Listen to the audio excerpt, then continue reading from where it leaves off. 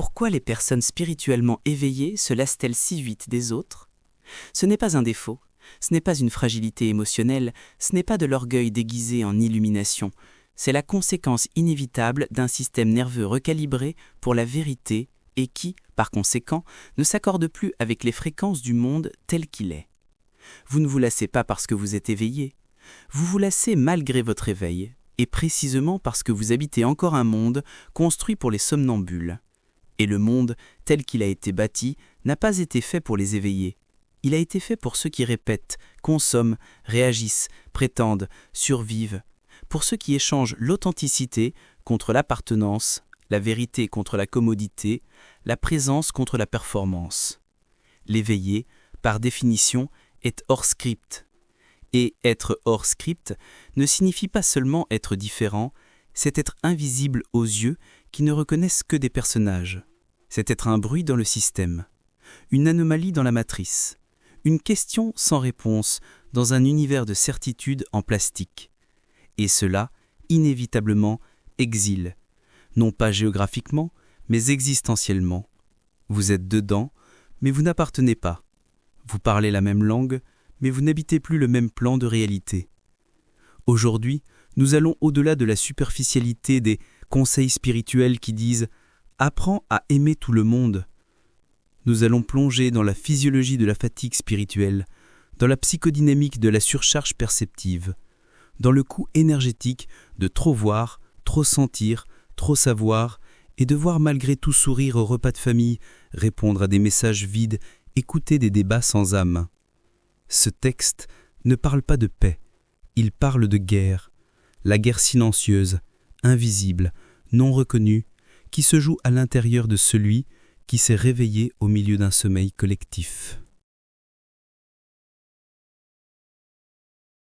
Imaginez syntoniser votre esprit à 440 Hz, la fréquence de la clarté, de la présence, de la vibration élevée, où chaque pensée résonne avec intention, chaque geste porte un sens, chaque silence est un espace, non un vide. Et puis, être forcé de passer des heures, des jours, des semaines, des années dans un environnement à 60 Hz, plein de bruits psychiques, plein de peurs déguisées en opinions, plein de drames répétés comme divertissement, plein de distractions vendues comme vie. Votre corps ne supporte pas, physiquement, neurologiquement, énergétiquement. L'éveil spirituel n'est pas seulement un changement de croyance, c'est une transformation bio-énergétique. Vos sens s'affinent, vos neurones filtrent moins et enregistrent plus. Votre cœur cesse de réagir par habitude et commence à résonner par résonance. Vous commencez à fonctionner à un autre niveau de réalité, plus subtil, plus sensible, plus intégré. Mais le monde humain ordinaire, il fonctionne en mode survie, sur la base d'une peur déguisée en réalisme, d'une pénurie vendue comme prudence, d'une compétition justifiée comme ambition, d'une validation externe confondue avec l'amour de soi.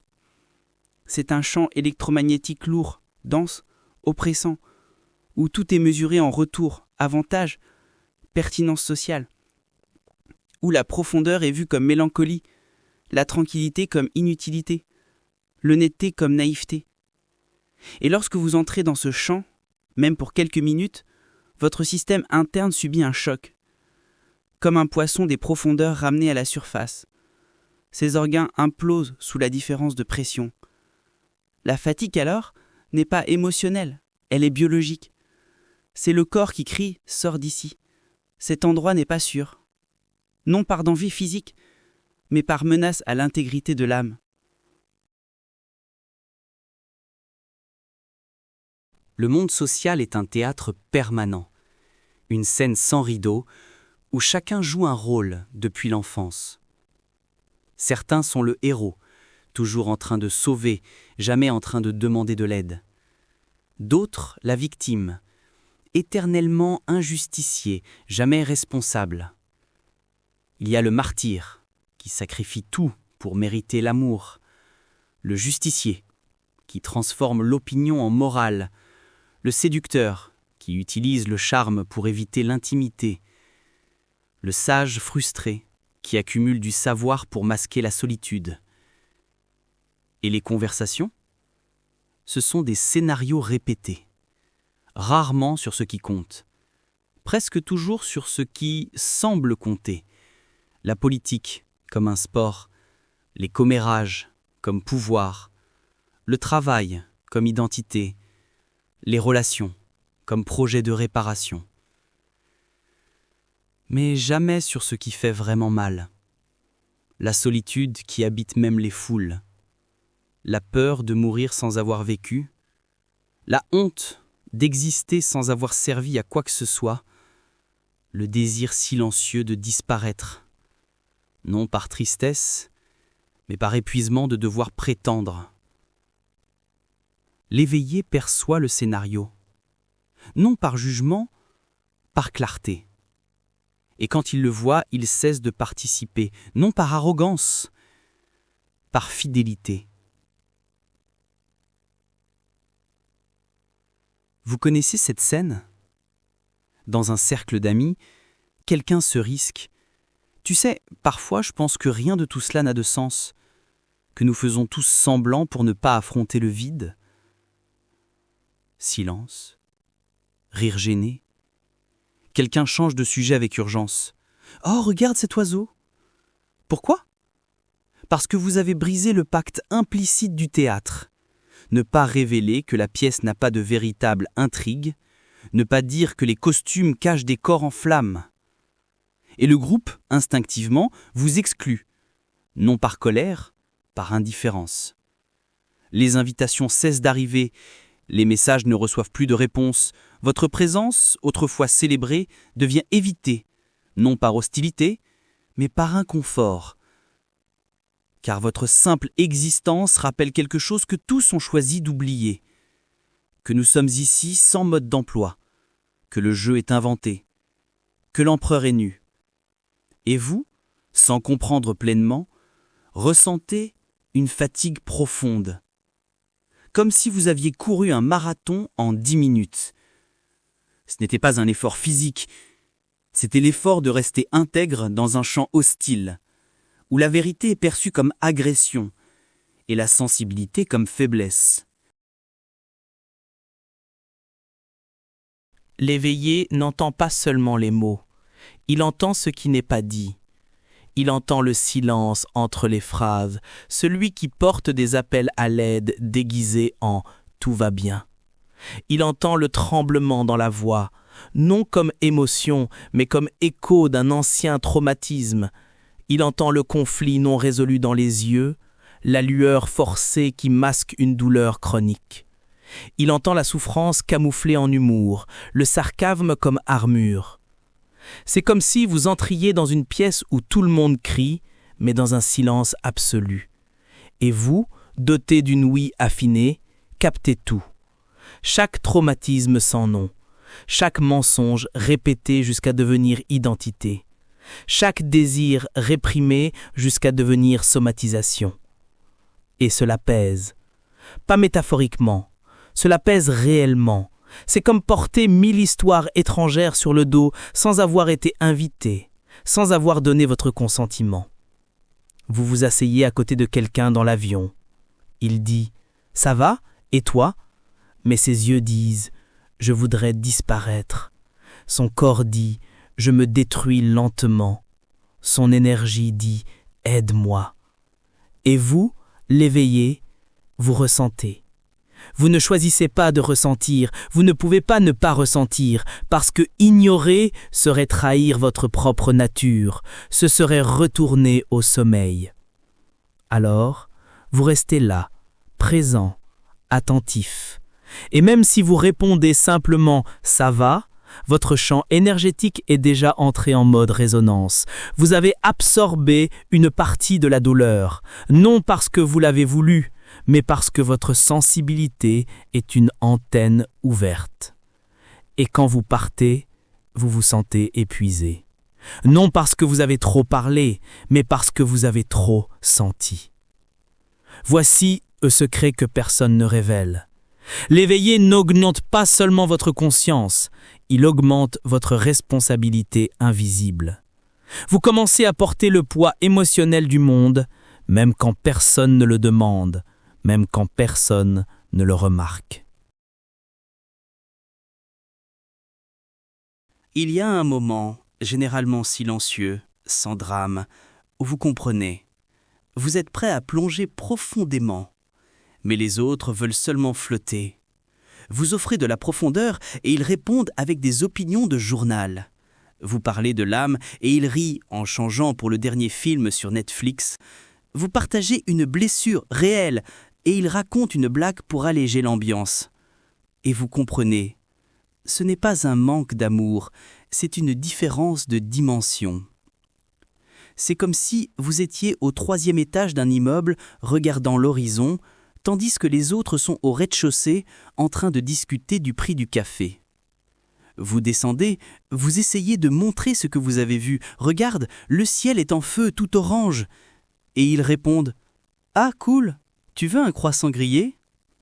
Et alors vous vous lassez. Non pas de l'impossibilité de rencontre, du manque de réciprocité au niveau de l'âme. Car le véritable amour n'est pas seulement affection, proximité ou tendresse, c'est la capacité d'habiter le même territoire existentiel, de marcher côte à côte dans la même profondeur. Et quand ce territoire n'existe pas, même le cœur le plus ouvert se referme, non par peur, par autopréservation. Le plus grand effort de l'éveillé n'est pas de penser, ce n'est pas de méditer, ce n'est pas d'enseigner, c'est de ne pas se trahir. À chaque interaction, il fait face à un choix silencieux. Sourire et acquiescer pour préserver la paix sociale, ou rester fidèle à la vérité, même en silence, au risque d'un conflit implicite. Et il choisit la vérité, toujours, même s'il ne dit rien, même s'il se contente d'être absent. Mais ce choix a un prix, l'énergie, beaucoup d'énergie. Parce que résister à la pression sociale, aux regards qui exigent la conformité, aux attentes qui demandent la performance, aux convenances qui réclament la compromission, c'est comme nager à contre-courant d'une rivière invisible. Vous dépensez le double pour avancer d'1 mètre. Pendant que les autres flottent avec la marée, vous luttez. Et lutter, même en silence, épuise. Vous entrez dans une réunion de famille où tout le monde parle mal de quelqu'un qui n'est pas là. Vous ne participez pas. Vous restez silencieux. Mais intérieurement, vous êtes en guerre. Contre l'envie de crier, contre la tentation de partir, contre la culpabilité de ne pas appartenir, contre la douleur d'aimer sans pouvoir transformer. Et lorsque vous partez, vous êtes épuisé. Non pas d'avoir parlé, mais d'avoir résisté. L'éveillé n'a pas de haine pour les gens. Il ressent leur manque, mais pas leur version fausse, masquée, fonctionnelle. Il ressent le manque du contact réel, du regard qui n'a pas peur de voir et d'être vu, de la parole qui n'a d'autre utilité que la vérité, du silence qui n'a pas besoin d'être comblé, car il est déjà plein. Il désire une rencontre où il n'y a pas de jeu, où 2 âmes peuvent être ensemble sans devoir prouver quoi que ce soit, sans devoir se vendre, sans devoir se défendre. Mais ces rencontres sont si rares que lorsqu'elles se produisent, elles ressemblent à des miracles. Et lorsqu'elles ne se produisent pas, ce qui est presque toujours le cas, le corps entre en mode économie. Il s'éteint, il se contracte, il se protège. Et c'est ainsi que naît la fatigue, non par la présence des autres, mais par l'absence de ce que cela pourrait être. Il y a un moment, au début de l'éveil, où vous croyez pouvoir réveiller les autres. Qu'avec la bonne phrase, le bon livre, une conversation profonde, vous pourrez illuminer ceux que vous aimez. Illusion. Les gens ne se réveillent que lorsqu'ils sont prêts. Et cette disponibilité n'est pas une question d'intelligence, mais de douleur suffisante, d'amour suffisant, de désespoir suffisant. Et beaucoup ne seront jamais prêts. Parce que le sommeil est confortable, il est sûr, il est inconscient. Et vous, dans votre générosité farouche, passez des années à essayer de réveiller ceux qui ne veulent pas l'être. Vous pleurez, vous insistez, vous expliquez, vous suppliez. Et un jour, vous comprenez. Vous n'êtes pas responsable de l'éveil des autres. Votre mission n'est pas de sauver, mais de témoigner. Et dans cette compréhension, vous cessez. Et quand vous cessez, vous sentez une fatigue intemporelle, pas seulement des dernières années, de toutes les vies passées où vous avez tenté de sauver ceux qui ne voulaient pas être sauvés. C'est une fatigue ancestrale, une restitution de siècles de compassion mal dirigée. Et c'est alors que vous apprenez. Aimer, ce n'est pas sauver. Aimer, c'est permettre. Permettre à l'autre de dormir, permettre d'errer, permettre de souffrir, permettre d'évoluer ou non. Et dans ce permettre, vous récupérez votre énergie, mais aussi votre solitude.